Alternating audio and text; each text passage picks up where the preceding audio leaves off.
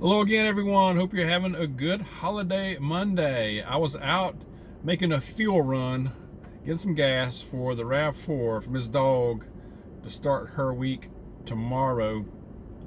Thought I would make another quick video. I meant to mention this incident in my video from this morning, but I decided to make a different video because it'll take a little longer than mentioning it just for a few seconds. I wanted to go more into it. But by the way, guys, men especially, if you're married, you have a girlfriend, significant other, don't let them pump gas if you can. Now, depending on the situation, I know Mrs. Dawg rarely has to pump gas. Okay, I do it for her. I make a trip out there and do it so she doesn't have to do it during the week. She works from home part-time, part of the time she has to go into an office. She has a long drive, so I do not want her pumping gas in Atlanta, all right? Or anywhere, really, for that matter. So, anyway, I wanted to talk about an incident that we kind of were involved with, we witnessed and were kind of really involved in yesterday on the road on the way home from out running errands. We were in Athens running some errands, and we're about a 30-minute ride away, so we like to go there, make a day of it, usually one day out of the weekend, go out to eat and get our shopping, whatever, get our provisions and head back home. And this was about 6:30 in the evening. We were heading back, and we were not very far out of Athens. We were on a back road coming out of town, and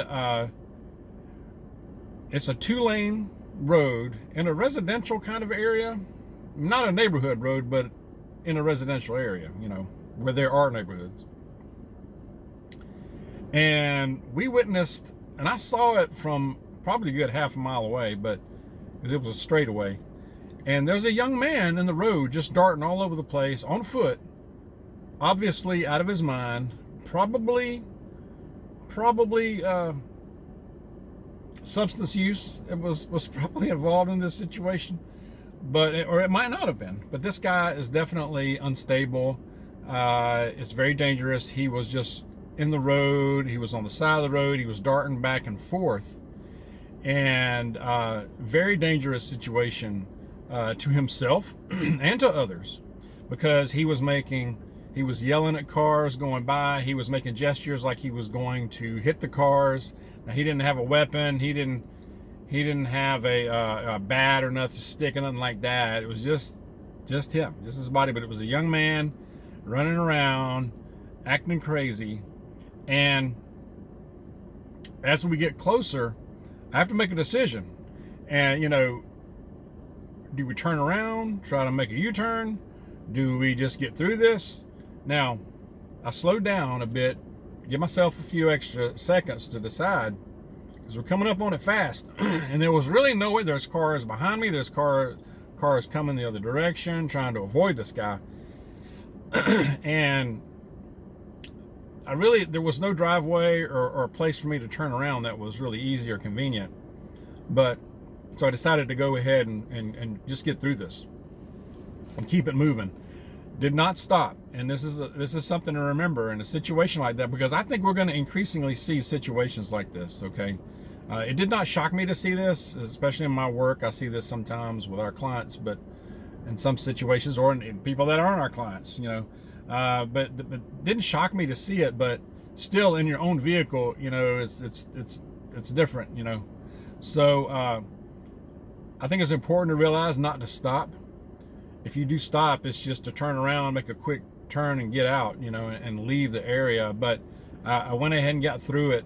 But I noticed that this guy was like zigzagging back and forth from one end of the road to the other.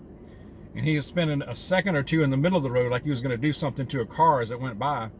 But then it was my turn to approach him, he was in a zigzag pattern. He was on the other end of this. He was on one side of the street, in the opposite lane from me.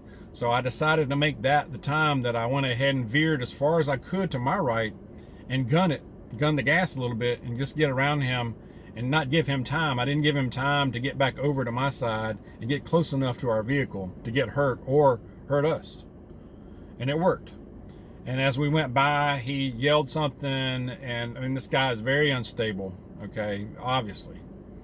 But he was just doing that to everybody. And so, but we got by it. But it was unnerving. It really was. And it's just something I just wanted to mention it. And again, I believe this is something we're going to see more of. More drugs are coming in this country than ever before. I think that's part of it. I'm convinced. There are stronger and stronger illegal substances going around. This fentanyl is death. I mean, it is just, it's terrible. It's tragic. And there's a drug, at least one, that's stronger than fentanyl, that is around. It's everywhere. And, you know, you're seeing more and more people just out on the streets like this. And it doesn't matter where you are. It's not just San Francisco. It's not just the big cities. This is a smaller, you know, medium-sized city, Athens, Georgia. And we weren't in the city limits. We were well out of it. We were well out of it. In a residential area. I mean, we were approaching a semi-rural area, actually. So be aware, you know, be ready, and think ahead of time. You know, how would you handle something like this when it happens, if it happens? And it probably will. If you drive around enough, you're going to see something like this or experience it up close. So think ahead how you're going to handle it. What do you need to do? I always say to avoid the situation. If you see, especially if it's a crowd of people or a group, turn around, whatever you know, make evasive action. Don't try to get through it. Avoid it if at all possible. If you cannot get around it, if you cannot turn around, do a U-turn or turn before you get there and avoid it that way, do not stop. Do not stop. Go through. Keep moving, even if it's slow. It's better than being still. But keep moving and get through the situation. Push through and keep it moving. That's just the way I feel about it. You know, it worked in this situation because it was just one person. It was in one individual. Now, if this would have been 2 or 3 guys, a group, I would probably not have tried to do that, because it's a narrow 2-lane street, and whether there are cars in front of me or not, or back of me, I would have gotten, you know, in the grass a little bit if I had to, and make enough and get around and go back the other direction, okay, and avoid it if at all possible, okay. It's just my thinking. The main thing is to not be shocked when you run up on something like this. And it doesn't matter where you live anymore. It just really doesn't. So anyway, I just wanted to put that out there. Share your thoughts. If you've run into this recently or seeing more of it. I'm seeing more homeless. I'm seeing more people panhandling. I'm seeing it close to where we live. I'm seeing it in the small town we live in. And there's no public transportation here. But we're seeing it. So that's telling. It's a trend. It's going to continue. It really is. So anyway, again, share your thoughts. Stay safe out there. God bless you. See you soon.